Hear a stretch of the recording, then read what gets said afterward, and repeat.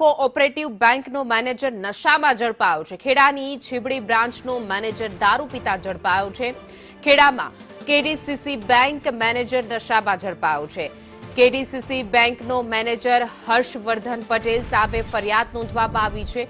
Kheda district cooperative bank દ્વારા જે છે તે મેનેજર છે તેમાં અને તે નશાની હાલતમાં ઝડપાયો હતો। વધુ વિગતો સાથે અમારા સંવાદદાતા સંદીપ રાજપૂત જોડાઈ ગયા છે। જી સંદીપ, મેનેજર જે દારૂ પીતો અને નશામાં ઝડપાયો છે, શું છે અપડેટ?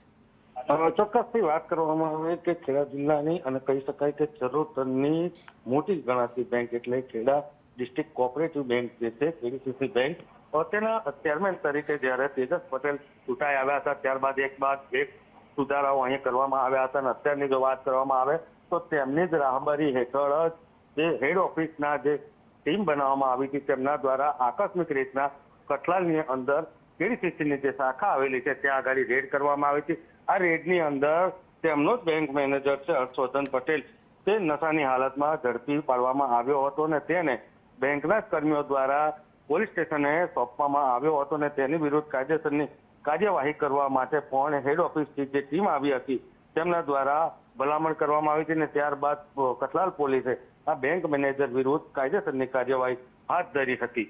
જોકે કહી શકાય કે કેડીસીસી બેંક દ્વારા આ જે નશાની હાલતમાં પકડાયેલો જે કર્મી છે તેની સામે પણ પગલાં લેવાની અત્યારે કાર્યવાહી હાથ ધરવામાં આવી છે। જી સંદીપ, સમગ્ર માહિતી આપવા બદલ આપનો આભાર।